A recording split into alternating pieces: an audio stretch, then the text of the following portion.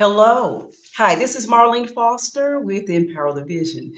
And wanted to just tell you today, I've got a team that you're definitely going to enjoy today. And this we're going to talk about team resilience.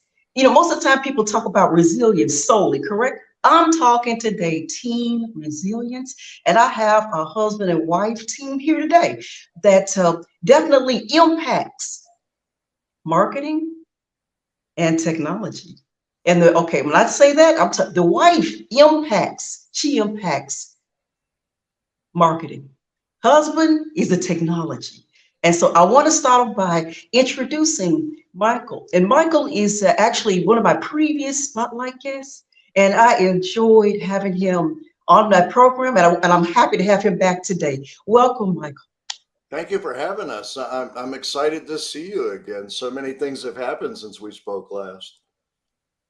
Well, wonderful. And I'm definitely just tell us though about your family background, where you're from, and just let us get to know a little personal side of you. Yeah, so I was born and raised on the south side of Chicago. Go White Sox. As you can see behind me, I'm a massive White Sox fan. And then I kind of bounced around in my career. I went into the business side, had success there, landed up on the tech side, went through, got a second degree there, went to work for Microsoft, had a great success at Microsoft.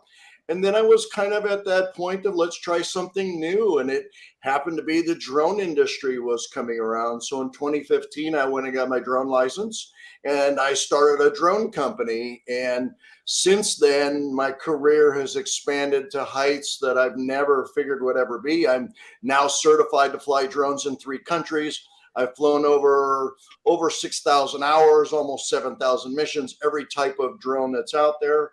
And so I've moved into a realm of working on some really large projects, international cross-border auto manufacturer, parts delivery, offshore resupply with really big, heavy drones. So now I moved into a consultancy role now. So with all the experience and knowledge and connections that I have in the industry, there's a lot of folks out there that are looking to get into the drone industry or invest into the drone industry. So I want to help folks inside of my industry build up their tech, go to market with their tech, enhance their marketing, grow their sales. As well as outside of our industry, I want to work at finding investors that are looking for the right companies to invest in inside of the drone industry.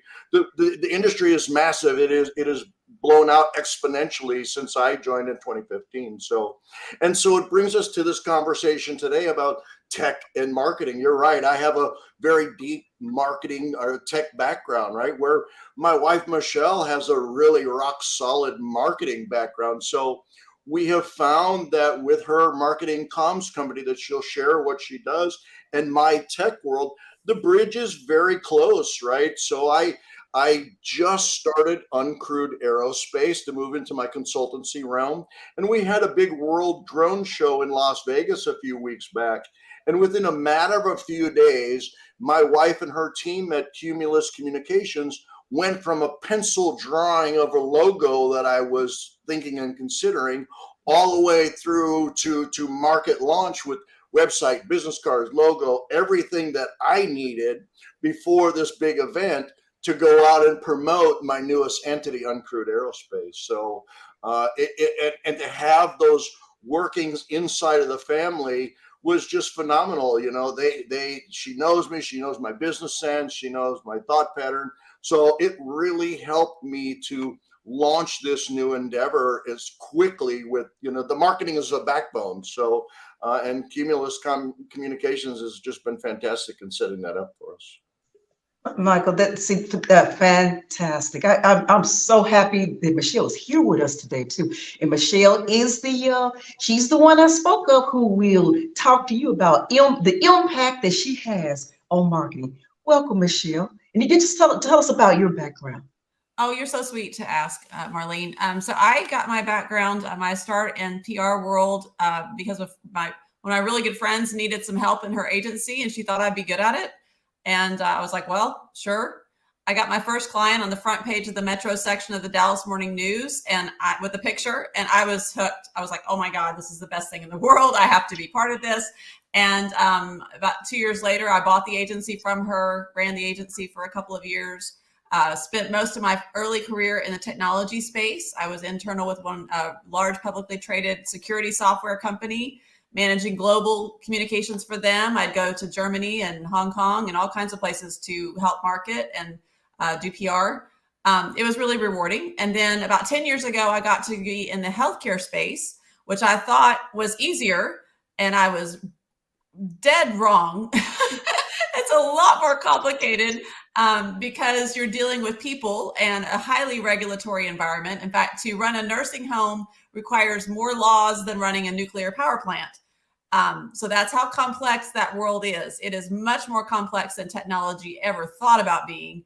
And it was a very rewarding career. But one thing that's challenging with the healthcare world is I went to 3 different companies, and each one had their own financial trouble because they're really having a hard time with the business model, and, social media and everything else has kind of really, turned that whole industry upside down. And so, last October, they went through a reduction in force at my company, and my sweet husband turned to me. He's like, well, let's hang a shingle out for you.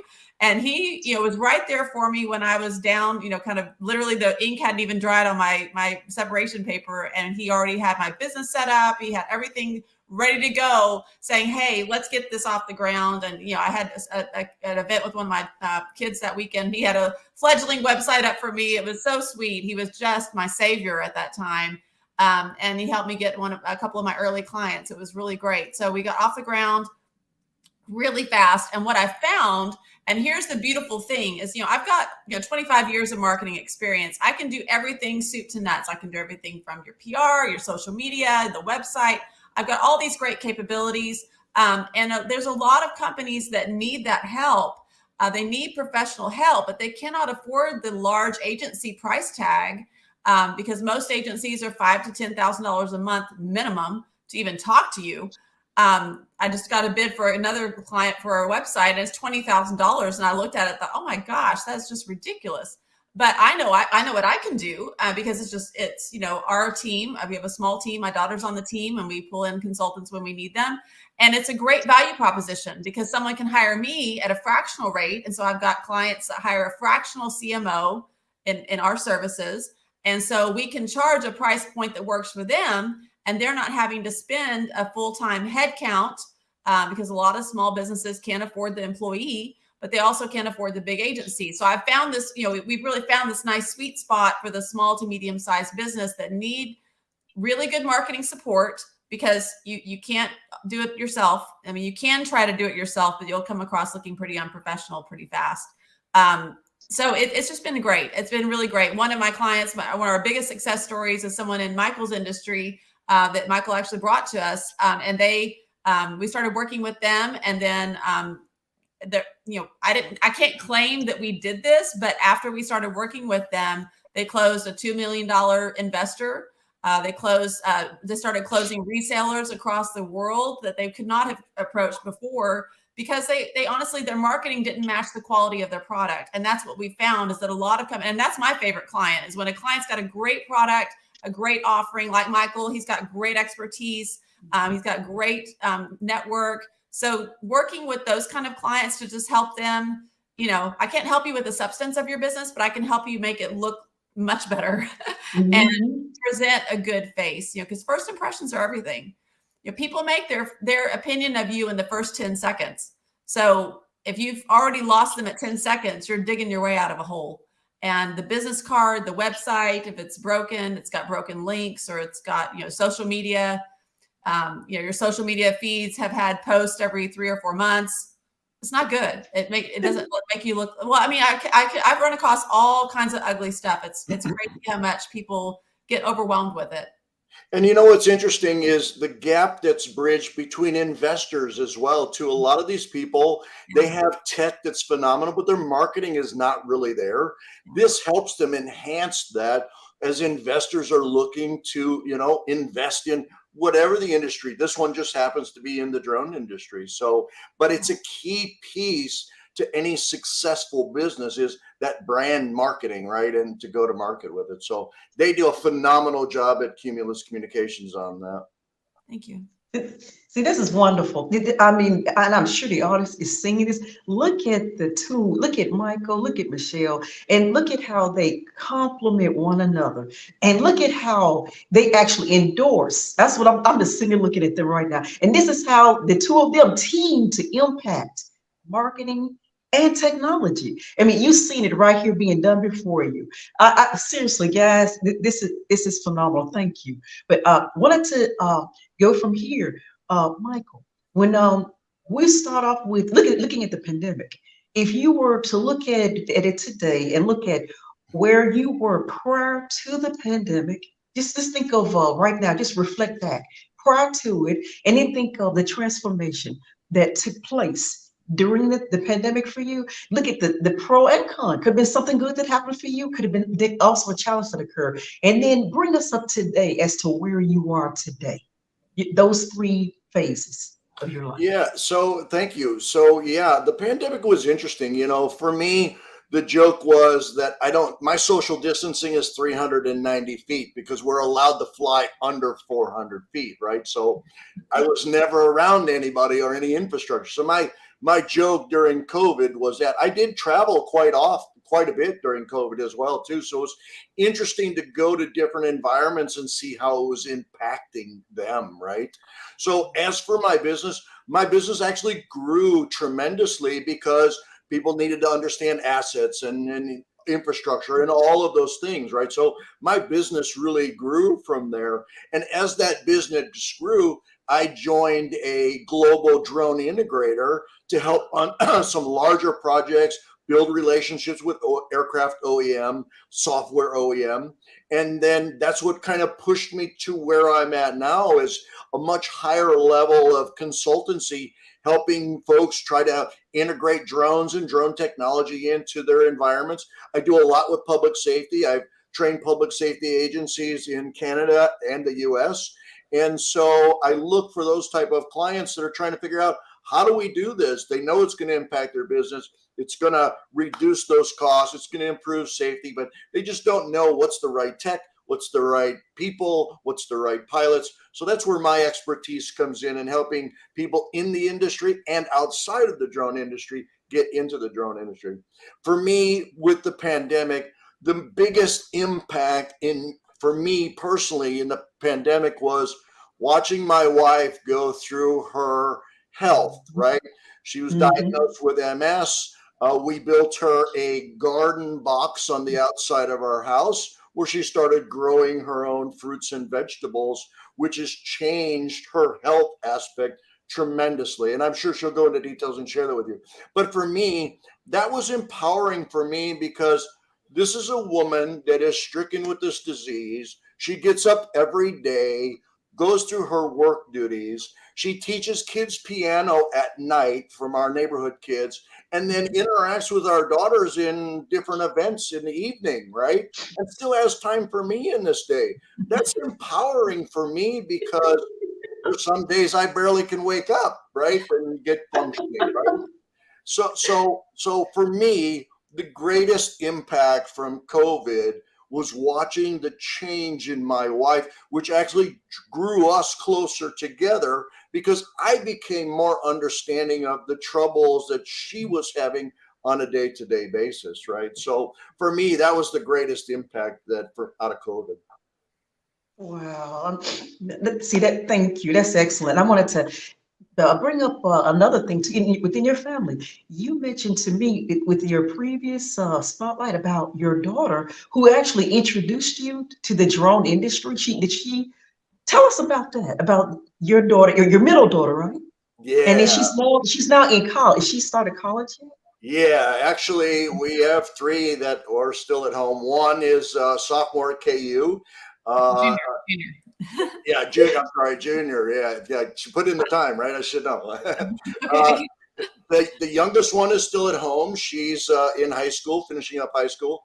But Aubrey is the one that taught me how to fly drones. She had this little Batman drone years ago, trying to teach me how to fly it. I kept crashing it and got really frustrated. But I grew this passion for this industry, right? So in this time, it's been a piece that has bonded Aubrey and I about flying drones, larger drones, bigger aircraft. Well, I happened to sell her school a curriculum that is highly used in the industry, that she graduated from high school with her FAA Part 107 license, right? And her first job I helped her get was with a major telecom company doing some marketing shots for them, right? So to see this move in this direction for me has just been unbelievably special, from the person that taught me how to fly drones to this. So now she just started a couple weeks ago. She's going to an engineering school. She wants to be an aerospace engineer, and she's playing on the women's basketball team for this major college. So we're super excited. So we have one more to kick out of the nest. And Wait a minute. Did you hear that, Michelle? One more to get out of the nest. Oh, one more. Huh? yeah, she's the nest mom for sure, right? So, but here's the thing. Here's something I want to stress. Our girls are phenomenal. I get frustrated with them because they don't do their chores, but these girls are rock solid, just like their mother.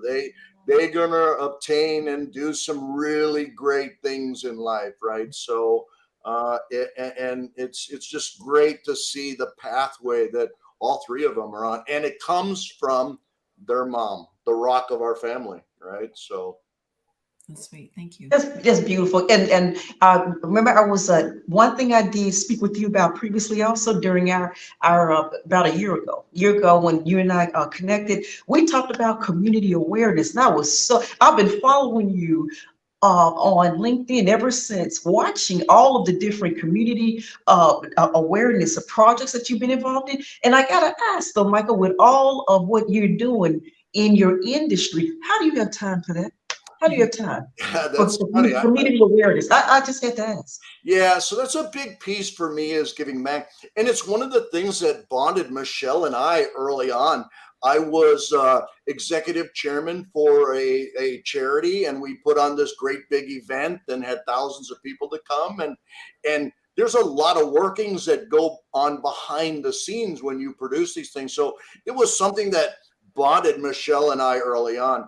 Another thing is, so Michelle is deeply involved in the Lions organization. She's a former president. So as this charity event I was putting together, we collected tens of thousands of dollars and we donated it to her Lions organization, right? So that was really the start of our relationship, right? And we bonded over giving back to the community. We still do. There's a number of things that we do, from helping, local and national charities, whether they be donating time or services or support or whatever it may be. For me, it's gone into helping the Girl Scouts develop an aviation program. We've just donated 15 drones to their program, and I go and support them with that. I go into schools and I talk to kids about the career pathway in aviation by using drones, right? I've helped a number of schools and universities set up drone programs in the United States. So for me, this is about giving back. I'm really, really passionate about the aviation industry and the uncrewed aviation industry. So I want to give back. I want to empower. I want to get these young boys and girls on that pathway. But with all of that, it really comes from at home, right? So we have a family of empowering females, right? That is our whole basis of our family, right? I'm a single male in a sea of females in this house, right? But it's a really a core piece of who our family is in giving back. And I'd like for Michelle to talk a little bit about her experiences with the Lions and that, because they're a phenomenal organization and she's been with them for a long time now. So maybe Michelle, you could talk a little bit about that. Oh, absolutely. My mother drugged me to my first Lions Club meeting when I was 19 years old. I had no excuse not to go one Wednesday, and I couldn't tell her no. And so I go, and it's I thought it was going to be just a bunch of old men, doing stuffy old men stuff. And it wasn't. There was all these women in there, and they were nuts. They were crazy. They were throwing rolls at people. They were making fun of each other. And these are really important people in the community. It's like the mayor, the city council people, some elected officials, the county treasurer, and they're just acting like total idiots. And I was like, I got to be part of this, man. This is great. I love it. And so it's become, and then we had a big show we would produce for a fundraiser, and then you go serve. And my daughters have grown up serving in the Sight and Tissue Foundation, which supplies eyeglasses to the needy children. And then that'll humble you real quick. That will humble you real quick, helping with those single mom families, usually single parent families. And I would be the paper processor, and they would fill out their income on the paper. And this is, 10 years ago, they're earning $500 a month. I'm like, how the heck are you feeding 5 kids on $500 a month? I have no clue. I mean, and so it just really kind of sets you back to be really super appreciative for what you have. It's like, my situation might be tough, but there's always something that can always be made worse. And so you can't dwell on that. You have to be appreciative of what you have. So my daughters kind of got that taste of that early on, and they love going to serve at those clinics because they're just really, they're very empowering. And then you see the problems that, and forgive me, I'm going to digress on a little soapbox here, but generally speaking, there's about 30% of the population that has vision problems that need correction. 30%, just 30%, and we'll see that in the clinic. If you start going to the high school dropouts, that rate goes from about 50%. We did some clinics down at the detention center for the kids that were truants, and the ones and their high school kids that are truant. And we saw that rate go from 30% to 90%. 90% of those kids had vision problems that could be corrected. It was really very eye-opening. So you talk about something so simple like, oh, I can't see. Kids don't know they can't see. They have no idea. They just know that they are being told they're dumb. They're being told they're not cooperating. They're being told they're not doing what they're told. They don't know they can't see. The daughter that Michael mentioned, Aubrey, she wore glasses, and she would describe it later. She's like, I didn't know I couldn't see until I got my glasses. And then I realized, wait, this is a whole new world. So just realizing small, and to us, it seems small, but it is not small. And, I heard so many, we have one of our people in the Lions Club too, and he says the same thing. I was always told I was slow and dumb until about 5th or 6th grade when they finally realized he had vision problems, and he got some glasses, and he was like, wow. But think about the self-limiting beliefs these kids have that are formed at 5 and 6 and 7 years old. And that's carried with them for their whole life, because those self-limiting beliefs we live with for the rest of our life. You can't really undo them that easy. So it's just, to me, that it's helpful for me to do that, to stay grounded, because we're in a community, whether we like it or not. We can be holed up in our home. Michael mentioned how sweet it was that we did this garden. You asked him about the pandemic. I hated it. I was like, I'm a people person. I need people around me.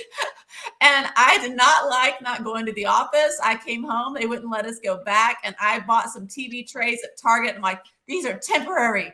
And 3 years later, I'm still working on the TV trays that I bought, to come home with the pandemic, looking over this yard that was just a piece of grass that now is a beautiful garden that we transformed. But I didn't like it because I like being around people. I think we have this connection of community and a connection of our soul and the power that we each have and bring to the room.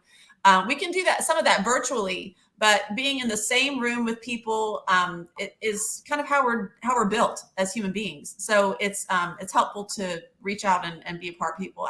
Now, on the flip side, the pandemic was really good for me and my girls. We all were way too busy. And that kind of put a stop to everybody's activities. And we got to be home. We got to do puzzles. We got to make dinner. We got to do all kinds of things we would not have had the luxury of doing during the non-pandemic world. And even my youngest daughter, she and her sisters got super close during the pandemic. And they're all best friends now, which is great. Most siblings have sibling rivalry. We don't have that in our house. They love each other so much. It's really, really very, very sweet. Very sweet. That was my pandemic to our family.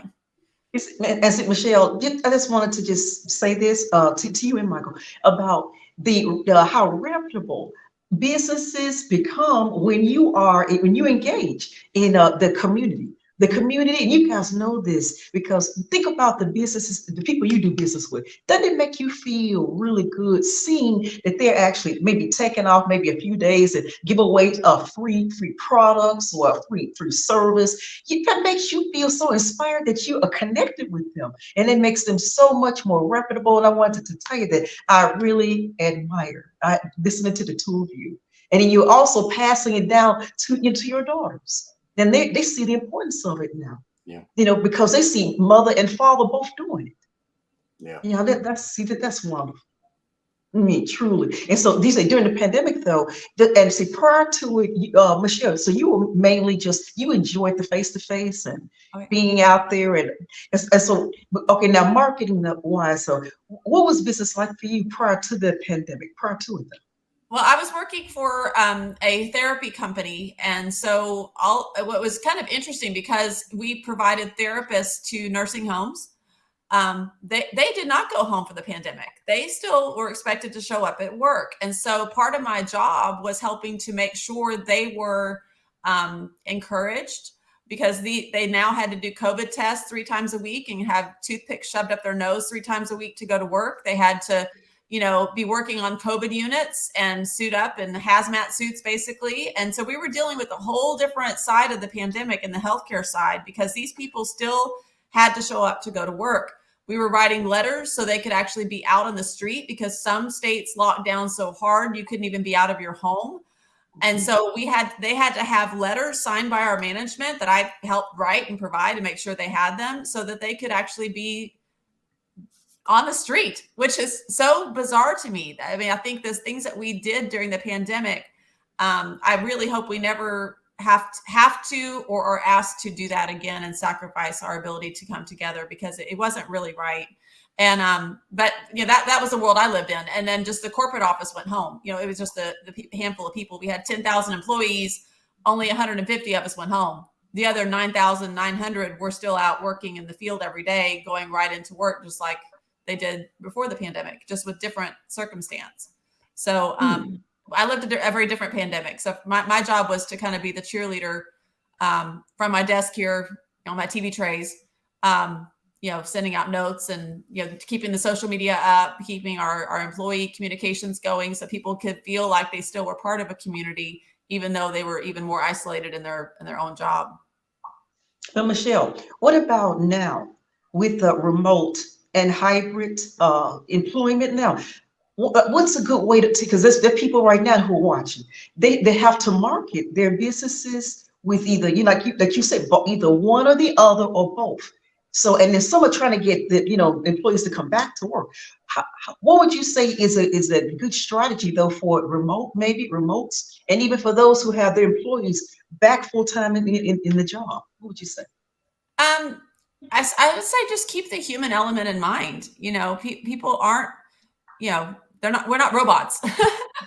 We're not robots. And so I think if you're having a hybrid environment, that's great. I would say to small businesses trying to get off the ground, you have to go to your warm market first. Most of my clients and pretty much 99% of my clients are coming to me now because they already knew me.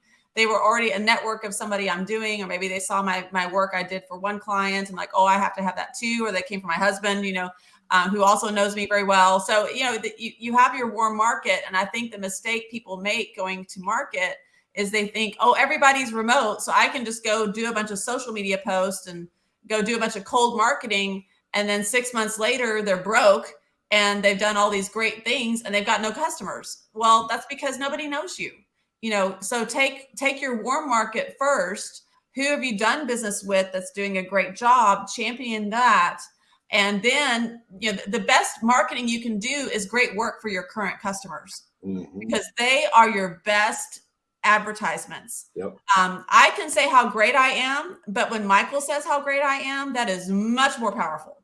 And people forget that, and then social media posts. I had one of my early clients when I started the consultancy. They asked me like, well, our social media is not working. And I looked at their social media feed and it was all what I have called for years, looking at your own belly button. I don't want to look at your, I mean, I'm glad you think you're great. I'm glad you think this product that you have is awesome, but that's not what social media is for. It's not advertising media, it's social media. And social media means you have happy, shiny people in your posts that are real, that may have, may be toothless. You know, they may have a pimple, you know, they may have real hair that's crazy. I don't know, but they're a real person. So the more you can actually have your social media posts be real, be authentic, it's much more powerful than just the belly button post. Because, you know, I don't know if that's helpful. Did that answer your question? Absolutely, absolutely. And I do want I did want to ask though, could you tell us more about Michael when you worked, because I read it and then it's out there also on the post as well, but could you tell us about, you know, his business and how you got it going like you did, and his you know, the logo and all of what you did with him? Could you just give us steps of how you went about doing that? Absolutely. And well, Michael's brilliant. He is a brilliant man, and he has done a lot of brilliant, amazing things. And I think that's and he's got a pretty strong idea of what he wants. And so he wanted a logo that was very distinctive, and I remember we were talking about it, and I was like, you know, I see something really clean. I see something really clean for you. I think we want to go a little bit higher brow. We want to go a little more, you know, I don't know. I wouldn't say classy. That sounds kind of cheesy, but just not, you know, really just nice and clean and slick and easy. And just because we don't need to put a lot of bells and whistles on it, the product is the quality of his expertise. And I'm probably her toughest client too, right? Oh, I believe that. Oh no, honey, you're a dreamboat.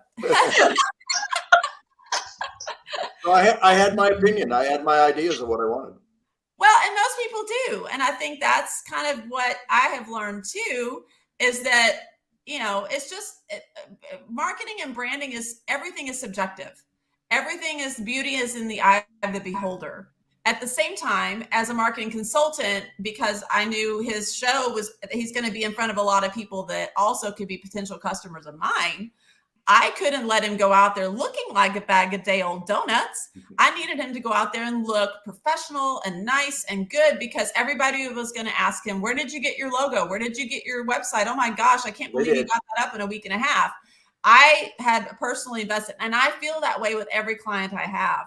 Every client I have, I want to make sure it's a good advertisement for me too. So while I can listen and take input from what the client wants, my job is to take their very distinctive ideas and bring them to life in a way that also reflects the quality of what I want to put my name on too. So I've made the mistake of giving clients, I like to give clients a lot of options. So when we're coming up with a new logo, I'll put 4 or 5 options for logo.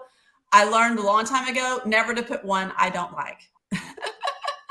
Because inevitably they'll choose that one, and now we're stuck with it and it looks like doo-doo.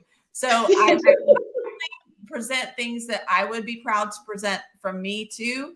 So we come up with a logo. So taking Michael through the most important thing was the logo. And I think the other thing is keeping people tempered, because they're like, oh my gosh, I need the logo, I need the website, I need this, I need this.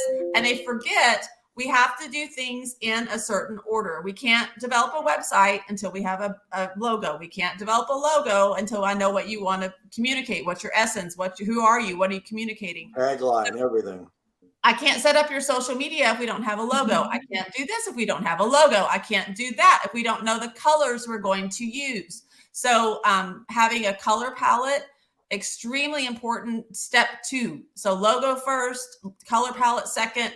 Your fonts, what fonts are you using? We've got to make sure we're very strict. And you usually have 3 fonts, no more. And that's what you're using for the website. I mean, these are all things that I would go through in a very step-by-step process. And then I'll ask really simple questions. Like, again, one of my other clients, and with Michael, we don't have to worry about this just yet, but you know, on the website, you know, how are we setting it up? Who's hosting it? Do you have a way to capture leads when they come in? Are the leads being captured and just sent into your inbox, or is there actually a repository or a CRM where they're being dumped? One of my early clients, I had no CRM. So when they would get leads from the website, they would just go to somebody's inbox. And I'm like, so how long has that been happening? They're like, well, 7 years. I'm like, so that's possibly thousands of people that we have no idea who they are.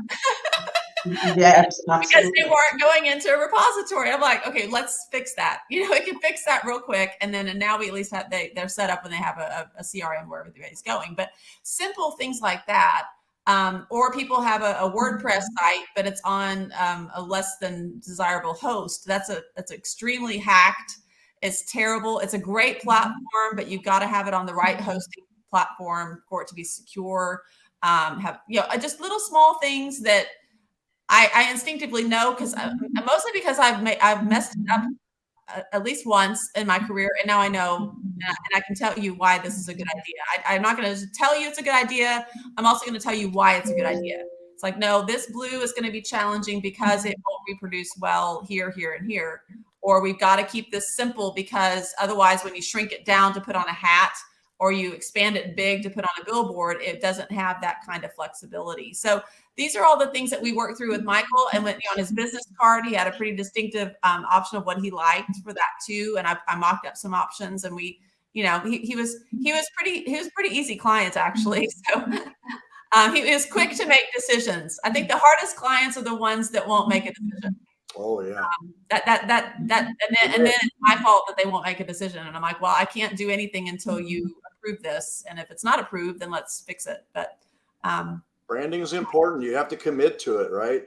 I mean, it's so complex, just like my industry, right? So you have to commit to it and move forward. Believe in your brand. I love that. Exactly, Michael. You do have to believe in your brand. And Michelle, what software would you say if we're listening to you right now? You said, Marlene, if I was going to recommend one that should be in place, or maybe a strategy that you need to be able to get as you say, your leads are filtering through, what would you say? What would be a really good way to do that?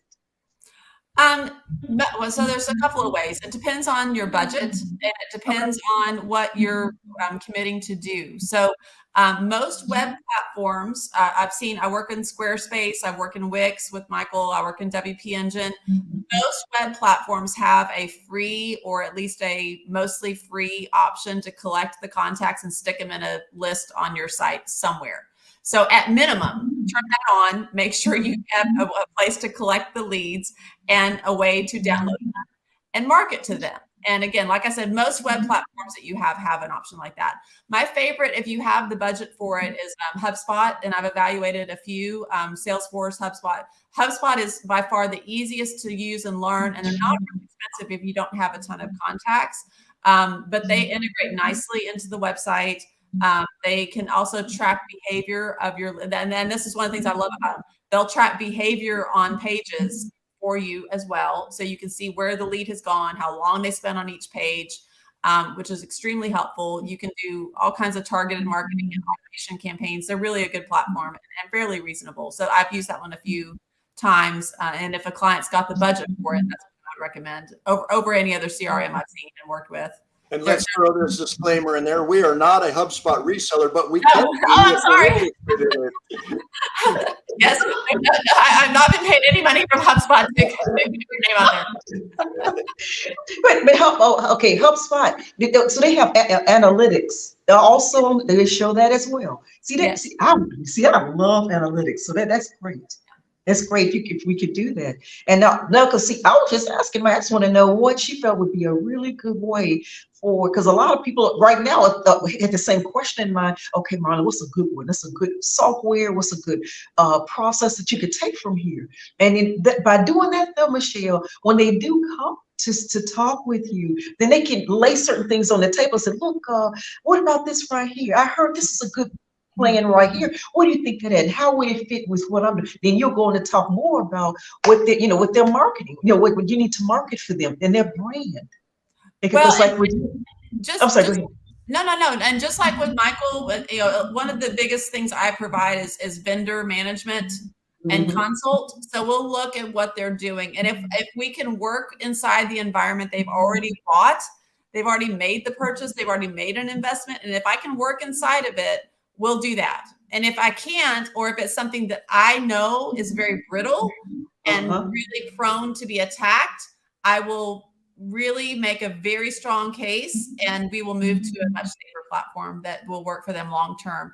I think that's a lot of times people get their companies off the ground not thinking for the long time. They don't have a long-term growth strategy in mind. They just think, oh, I just need a logo. Let me go spend 35 bucks and get a logo, and let me just go get the cheapest option, cheapest option, cheapest option. Well, and then 6 months later, they're trying to grow or get an investor round, and they can't because, again, going back to my phrase, they look like a bag of day-old donuts. And so it's like we've got to get this right from the beginning. And so working with Michael, that was the other thing too. Speed was the important thing here, but not sacrificing quality. And, because, he has a marketing consultant at home, we were able to really get everything up and running. But I will tell you that was a very long 3 or 4 days of really pretty late nights working. So it can be done, but, a lot of small businesses try to cut corners, and they cut corners to their own demise later. I'd like to interject something here. You see the dynamic of our family, right? But at the same time, we both have businesses to run, right? So, but our business strategies really align very closely. You see us as these two different people, as husband and wife. It falls down to that team that we have together, right? That bond that we have together. And we don't agree with everything. And yeah, I can be a handful like any other person, right? But our business strategies are aligned, our thought patterns align, which helps us so much in being able to have this family of companies that we own. See, that's great. See, and that we're talking right now again about resilience, and I'll tell you that's so important. People know we can put words out there, guys. Yeah, but look at this. People know what it means, but do they know how to put it in action? Looking at the two of you today really does let us know that you exemplify it. Michelle, you and Michael exemplify a team resilience, and and every time I look at whoever I will be spotlighting, I'm looking at what is it that they're impactful of. The two of you just are so resilient. I mean, you're resilient through independently, and then you're resilient as a team, and you have interdependence. That's what I saw when I look at the two of you. Us was the, and okay, and I was looking at here, Precious just came on and said that being authentic on social media is how we trust and impact people, and it is so very, very true. That is so very true. Because it is truly. So, but I wanted to just Mike, I want to ask you something quickly too. When we're looking at everybody's probably looking at your background right now, and could you tell us about the right behind you, the shirts, the jerseys, and everything? Just tell us a little bit more about that, because I meant to brought it up earlier previously, but I want to hear about this again, about your family, Chicago, the South Side Chicago, and your dad. It's so funny you asked, because I had asked my wife not long ago, do you think I should put one of those virtual backgrounds? Because it always becomes a topic of conversation. She's like, no. She's like, you, right? So, but it always becomes a topic of conversation, whether you're a fan or not, right? So the whole office is filled with autographed memorabilia that has been handed down from my family. My grandfather has a torrid history in the South Side of Chicago and knew a lot of people. And so I have stuff that goes back to the 1900s that comes from Chicago. So anyways, so my passion is just collecting the sports memorabilia. I mean, I've got everything from Michael Jordan baseballs and basketballs and jerseys signed to what you see behind it. But the whole room is me. This is my office. This is my man cave. This is when I need to go away and get less estrogen in my life. But it's a basis of who I am. So it's funny that you asked, because I just asked her, should I put one of those up? Because it can be a little distracting for people. So I'm super proud of my South Side roots. It was an interesting time growing up on the South Side in the 70s. And it was more about color than it was anything else. But it really changed and made me into the person that I am today, right? The success that I have today. both in, with my personal life and business life, right? So I still have friends that we've been friends 50 some years, right? That we stay in touch. And it comes from my one friend from 50 years. We're both sports fans, right? So anyway, so yeah, it's kind of an interesting background. Yeah, yes, and also with your, you told me about the history of your family. With some of it, tell me, share some of the people that your family knew years ago, years back, during the time when there was restriction on on alcohol. That's sort of thing. Come on, you gotta share, Michael. All right, I will. All right, I will. You pull it out of me. So so my grandfather ran the shine business for Al Capone in the South Side of Chicago in the 20s, right? So that's where a good majority of this come from. Is he knew people, he met people, people respected him, right? So, but yeah, so my grandfather was right hand man for Al Capone in the 20s in Chicago, ran all this shine for him. And I wanted to ask you, and I know that you, with your pilot, you wanted to fly. Who was the icon? And you told me about this person that really Yeah. inspired you. Yeah, so growing up, especially a street kid, you don't have very many idols, right? So one of the things that kept coming and reoccurring in my life was Bessie Coleman. Bessie had the bar right, like she had a bar. She worked at this bartending shop, but maybe 3 or 4 blocks from my house that I grew up in, right? So Bessie always was a inspiration in life, right? For me, just to kind of trudge through, go on to the next thing. The unfortunate thing is that I didn't get involved in the aviation industry till later in life. Maybe I appreciate it more now, but Bessie's always been a beacon for me. I've been so fortunate enough that recently I was the executive director for the Bessie Coleman Foundation, where I helped them on a number of things, helping them get out, get exposed, to talk about Bessie. Her niece that's still alive does a one-woman show going around talking about Bessie's accomplishments. So for me, it came into fruition because Bessie was a hero of mine, and I got to give back to the Coleman family by helping them put some structure together with the Bessie Coleman Foundation. So it was a super exciting time for me to be able to do that. So, but yeah, Bessie's a massive influence in my life.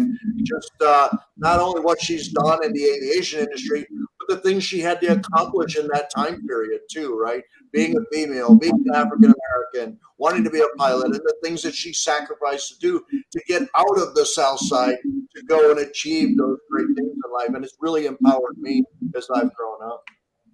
And after you shared it with me, I did give you more research on her and found out, like you mentioned the other day, about her having to go to Paris. Didn't she go to Paris to actually get her license? Yeah, When you want something bad enough, don't you, Michelle? You go after it, don't you? Yeah, nobody would allow her to do that here in the United States. So she had to go to a flight school in Paris to get her license to chase after her dream. Wow. Okay, and I want you just to again with Michelle, and you always talk to me numerous times. You mentioned it the other day about Michelle, and that was you always call her Miss Texas. Tell us about Miss Texas. I love Miss Texas. Yes, tell us. I deeply adore Miss Texas. It's the closest thing to me being a natural Texan as I can be. And I moved here some 30 years ago. I wish I had moved 30 years sooner, right? The people like her are just phenomenal, right? So Texas is a great place. They stand on their own 2 feet, and they're willing to fight over what they believe is right and just, right? So all morals and pieces deeply, deeply align with me. So yeah, she doesn't like to speak about her Miss Texas days much, but I'm honored to just be in that presence. What she's accomplished as Miss Texas and went on to Miss America, and everything that she does and represents herself, the females and the state of Texas, natural fit for Miss Texas. So yeah, I for one am proud of that accomplishment from her. And I'll tell you, Michelle, that was one of the main points that Michael made when I first met him. He talked about you. He really did. He talked about, he said, my wife just, my wife is phenomenal, Marlene. And he started out Miss Texas and talked about, that part of your life. Then he wanted to talk about where you are, and where you were at that particular time about a year ago. Still out there, facing challenges, facing adversity, and strong behind it. Your husband speaks so highly of you. I mean, and he did. And I said, wow. That's very sweet. Well, I don't speak a lot about it now because people don't necessarily understand, and they have a perception of that world that may be limited.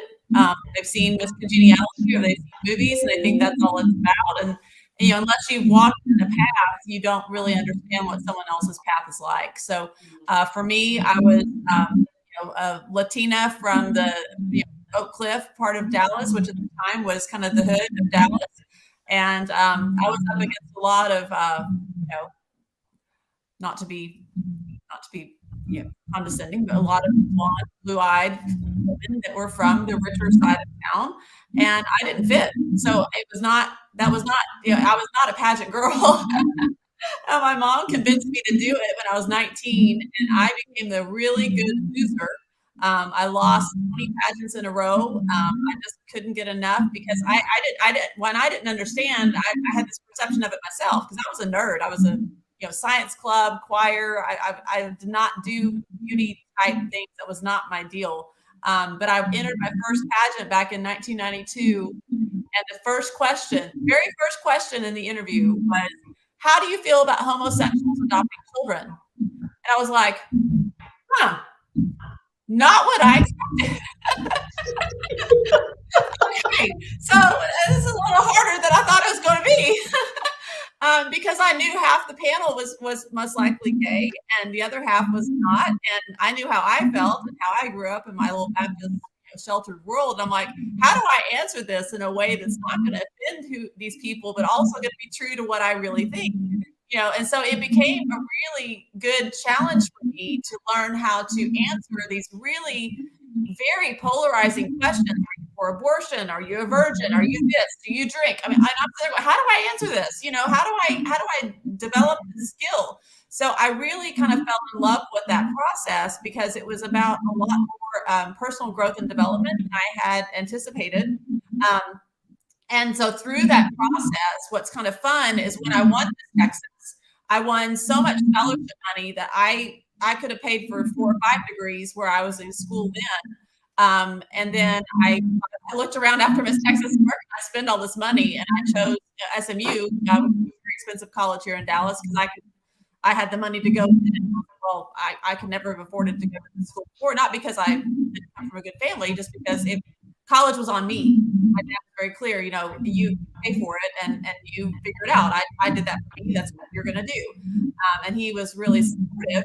And he paid for my very last semester of college, but that's the only one he paid for. I paid for the rest of my college myself, and I went to the most expensive school in Texas.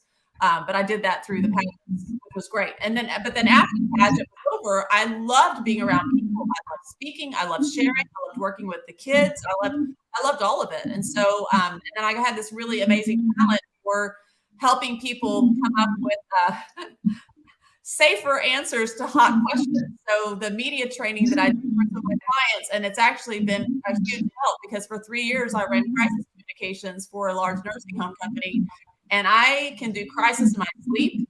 I can help you answer hot questions when you're in the middle of hot water, and do it in a way that you're not damaging your brand. And it became a really good skill I cut my teeth on when I was 19 years old. So I've been doing that for a very long time. So it kind of created a whole different career path. And the woman that actually offered me that job at her agency was one of the girls who was competing in Miss Texas that had her own business. And so I wouldn't have had this career without going through that crucible of an experience. And, it's kind of interesting when all the Me Too things going on, and I don't want to do anything bad about anybody else's personal situation, but for me, going through what I went through, you develop a huge layer of skin, you develop a backbone, you develop a nice thick layer of skin, but you don't lose your heart. And for me, that was the biggest thing. You learn how to be tough, but not a cold, heartless person.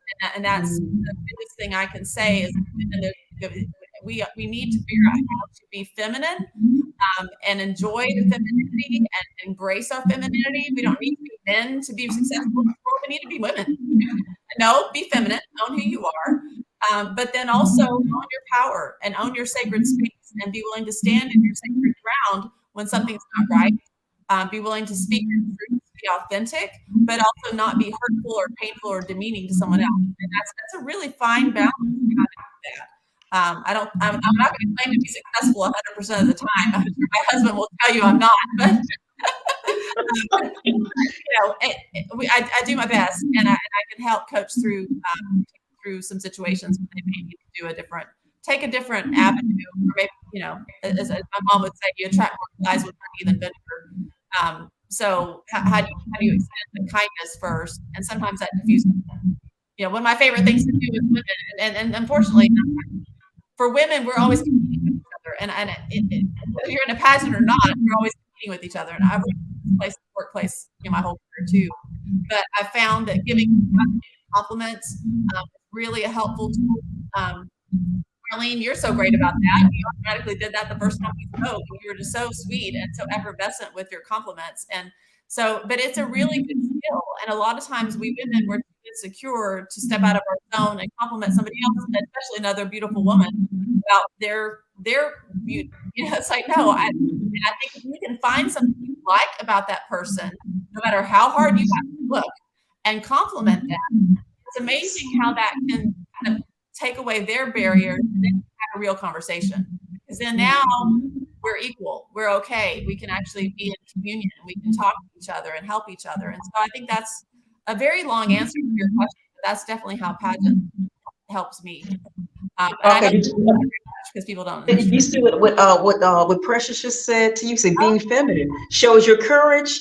Yeah. That shows authenticity with such attitude. You become an inspiration. That is so true. She is so right. That is so right. Or he is so right. I don't know. Or Precious is so right. Yes, absolutely. That's a beautiful statement. Beautiful statement. I love it. You know what? I love the way you talked about the questions, because and my family said that I love to ask questions, and I do. But one thing that it's like you said previously is this: I've learned to be respectful of everyone that I talk with, because I've gotten some really great relationships, guys, with people from all sorts of backgrounds and all sorts of lifestyles. So they're out there, but I'm learning from them, and you can learn so much, by being respectful of everybody's whatever their boundaries are, whatever their lifestyle is. You just have to show respect for it. And I want to tell you that we're at the end of the spotlight today, so I wanted to just, if I could, get each one of you just to briefly give us just an overview, just a recap of what you'd like to leave with us today, and and then we'll move on. But because I know everybody's I know they know I'm gonna come up with this, what I always do at the end. All right, Michael, could you give me a recap, like a recap today that you'd like to leave the audience with? Yeah, this has been great. I always enjoy talking with you anyway. But to share the stage with my wife and give you a peek behind our family curtain to see how we run our family and our businesses. I think we don't share this with many people. So thank you so much for that time today. As for me, I'm going off doing greater, bigger things in the drone industry. Please find me on LinkedIn. I share a lot of information, posts, and knowledge about what's happening in the drone industry. And then on the marketing side, we can, you talk to Michelle. She can help so much with marketing. You hear the story of how she helped our brand go to market. So we're here to connect with people. We enjoy talking to people, helping them with their businesses, and sharing our stories. So we really appreciate the time that you've given us today to be on here. And it's a great pleasure to. And Michelle, please, if you could just give us an overview, a recap, and if anything you'd like to maybe extend the audience to reach back out to you. Absolutely. If you could do You can certainly reach out to me, chicklesscoms.com. Reach out to me LinkedIn. I connect with everybody. So just give me a LinkedIn connection. I'll connect. We can have a conversation. I'll have a 15, 20-minute conversation with anybody. I would love that. That's great. But I think overall, I'm going to zoom out here to kind of leave you with one final thought. I just want to, life is so precious. And I think if we learned anything through the pandemic, it's very precious and it's also very fragile. So as we go through this life, doing our business, doing our work, just make sure that you don't leave things unsaid that you need to say. Make sure the people that you love know that you love them, and carry on with business in that same way, and just leaving the place a little bit better than when you stepped in.